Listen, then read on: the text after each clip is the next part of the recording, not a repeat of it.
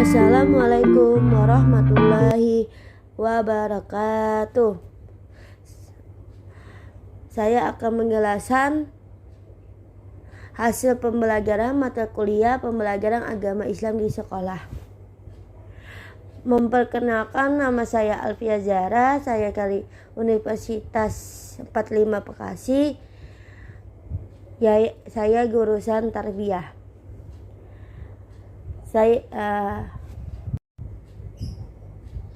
Saya akan menjelaskan yaitu deskripsi belajar. Deskripsi belajar yaitu diberikan pendidik agar dapat terjadi proses perolehan ilmu dan pengetahuan, penguasaan kemahiran dan tabiat, serta pembentukan sikap dan kepercayaan pada peserta didik. Dengan kata lain, pembelajaran adalah proses untuk membantu peserta didik agar dapat belajar dengan baik. Yang selanjutnya itu agar tujuan pembelajaran dapat dipercayai peserta didik secara efektif dan efisien. Tentunya pendidik harus memiliki pengetahuan dan keterampilan dalam memilih dan menggunakan berbagai metode.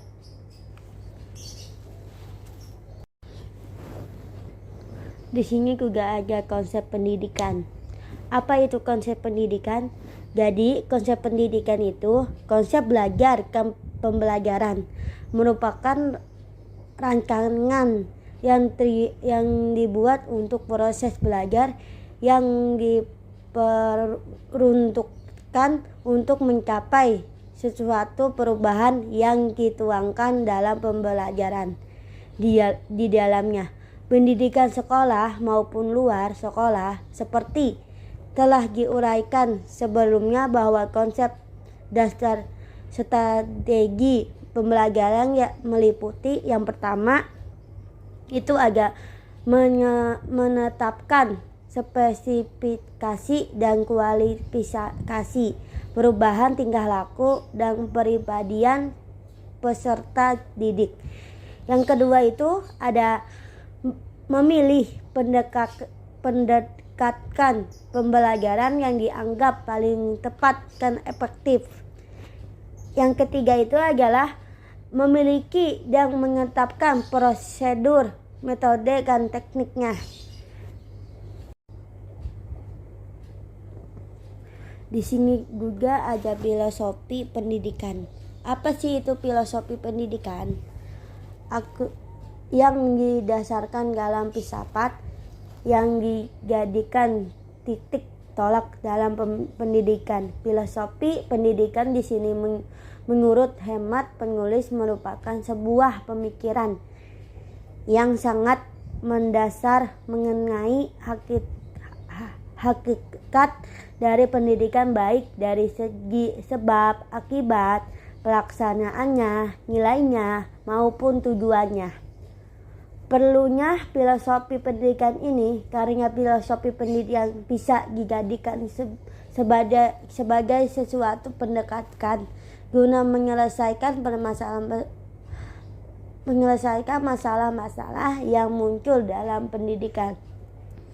Karena filosofi pendidikan di sini merupakan pemikiran paling dasar mengenai pendidikan.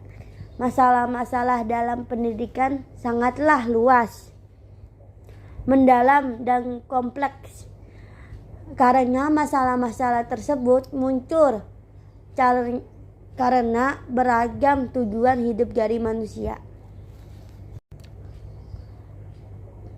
Dan selanjutnya itu ada teori behavioristik.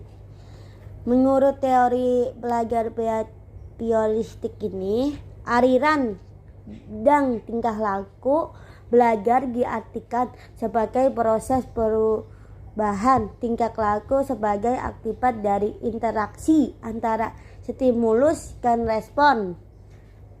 Belajar menurut psikologi behavioristik adalah sebuah kontrol instrumental yang berasal dari lingkungannya.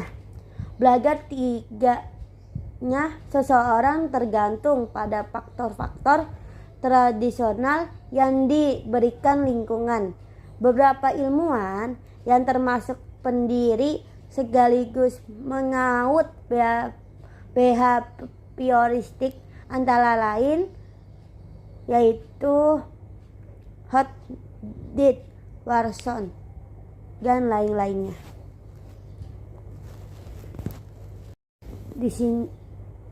Di sini juga ada teori belajar konstruktivistik. Apa itu? Mengikuti bahwa peserta didik akan dapat menginterpretasikan informasi ke dalam pikirannya hanya pada konteks pengalaman dan pengetahuan mereka sendiri, pada kebutuhan latar belakang dan minatnya. Konstruktivisme yaitu belajar aktif. Yang kedua itu bersifat otentik dan situasional. Yang ketiga itu agak menarik dan menantang. Yang keempat itu mengaitkan pengetahuan lama dengan informasi baru. Yang kelima itu merefleksikan pengetahuan. Yang keenam itu guru sebagai. Yang ketujuh itu guru dapat memberi bantuan dalam menempuh proses belajar. Di sini juga ada pendekatan pembelajaran dan strategi pembelajaran. Pendekatan pelajaran titik tolak untuk sudut pandangan kita terhadap proses pembelajaran yang meranjuk pada pandangan setelah terjadinya suatu proses yang bersifat masih sangat umum. Di dalamnya mewadahi, menguatkan dan melatari metode pembelajaran dengan cakupan teoretis dan digambarkan sebagai suatu kesatuan sistem yang bertitik tolak dari penentuan tujuan pembelajaran, memilih strategi pembelajaran dan perumusan tujuan yang kemudian diimplementasikan ke dalam berbagai metode dan teknik yang relevan selama proses pembelajaran. Sini juga ada metode belajar. Secara singkat, metode belajar dapat diartikan sebagai cara yang digunakan untuk mengimplementasikan secara yang sudah disusun dalam bentuk kegiatan nyata dan praktis. Dalam mencapai tujuan pembelajaran, misalkan pada strategi Discover Learning, kita dapat memakai metode program solving atau studi kasus, suatu teknik penyampaian materi pembelajaran kepada siswa. Hal ini bertujuan agar siswa dapat berkomunikasi dengan mudah, efektif yang dapat dikernya oleh anak dengan baik. Dengan metode ini diharapkan dapat berkembang berbagai aktivitas belajar siswa. Di sini juga ada macam-macam metode belajar. Yang pertama itu metode ceramah.